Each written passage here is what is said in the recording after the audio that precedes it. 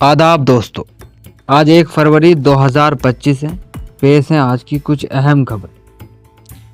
Trump ने अमेरिकी dollar पर ब्रिक्स देशों को चेतावनी दी। कहा डॉलर में व्यापार नहीं किया तो 100% टैरिफ लगेगा।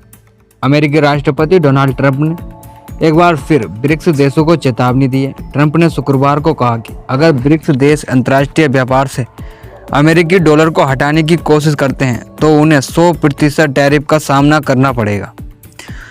ट्रंप ने गुरुवार को अपने social media platform truth social media post पर करते हुए लिखा कि ब्रिक्स देश डॉलर से हटने की कोशिश करते रहेंगे, हम सिर्फ देखते रहेंगे, यह आइडिया अब खत्म हो चुका है।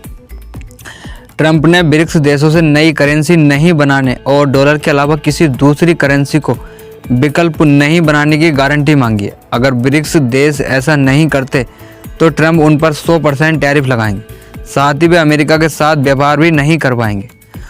उन्होंने ब्रिक्स देशों से कहा कि वे कोई भी बेवकूफ़ देश ढूंढ लें। ब्रिक्स में शामिल सदस्य देश के बीच करेंसी बनाने को लेकर सहमति नहीं हो पाई है। इसे लेकर अब तक कोई आधिकारिक बयान भी नहीं आया।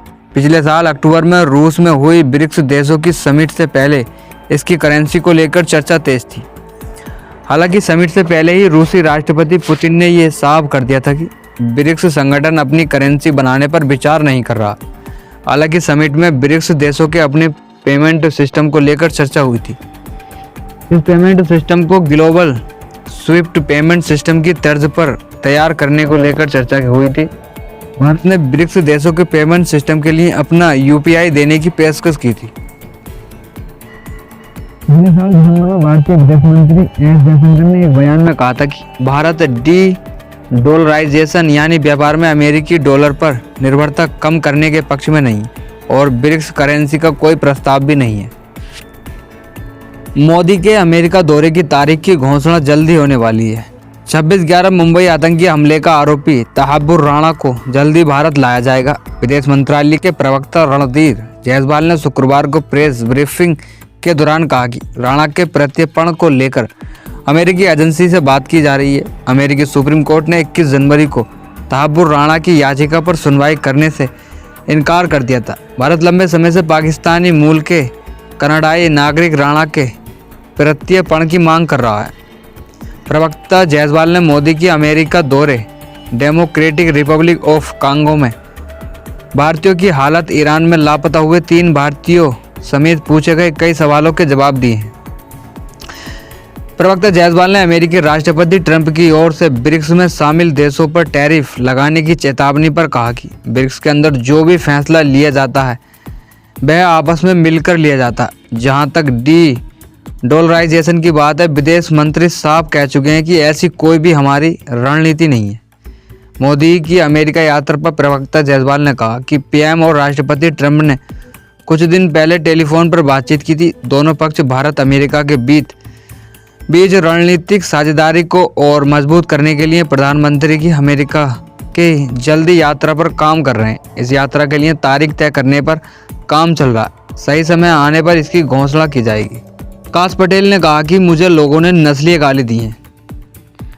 ट्रंप प्रशासन में FBI डायरेक्टर के लिए चुने गए काश पटेल ने गुरुवार को सीनेट में बताया कि उन्हें नस्लवाद का सामना करना पड़ा था। FBI डायरेक्टर के पद पर काश पटेल की नियुक्ति की मंजूरी को लेकर सीनेट में गुरुवार को सुनवाई शुरू हो गई। सुनवाई के दौरान रिपब्लिकन सीनेटर लिंडसे ग्राहम ने पटेल से पूछा कि क्या उन्होंने कभी व्यक्तिगत रूप से नस्लवाद का अनुभव किया है। इस पर सीनेट ने ज्यूडिशरी कमेटी के सामने पटेल ने कहा कि दुर्भाग्य से उन्हें इसका सामना करना पड़ा।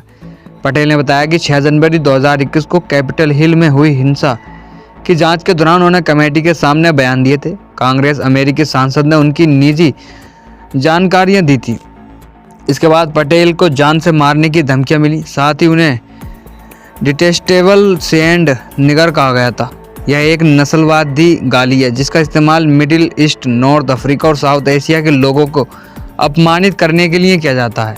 हमास ने माना कि मिलिट्री चीफ ताइफ मारा गया है। पिछले साल जुलाई में इजराइल के हवाई हमलों में मौत हुई थी।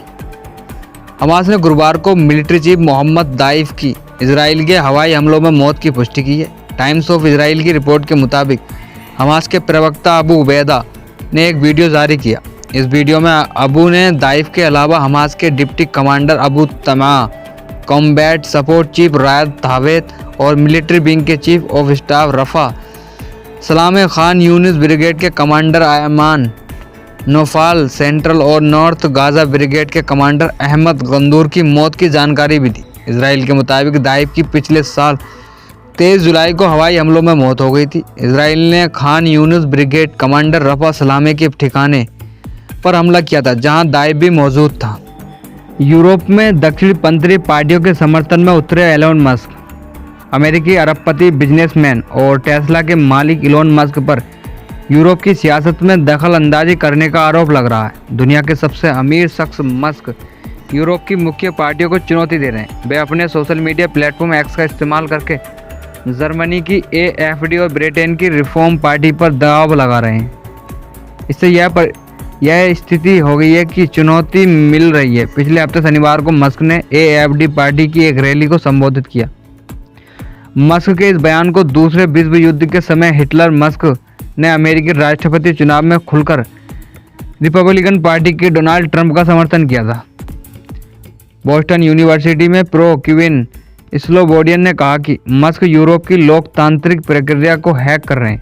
मस्क की कंपनियां यूरोपीय कंपनियों से प्रतिस्पर्धा कर रही हैं, जिससे उन्हें राजनीतिक हस्तक्षेप का मौका मिला। एक्स प्लेटफॉर्म से मस्क सीधे नाराज वोटर्स तक पहुंच बना रहे हैं। यूरोप की पारंपरिक पार्टियां लोगों की समस्याओं का समाधान करने में नाकाम रही है। इससे मस्क को मौका मिला।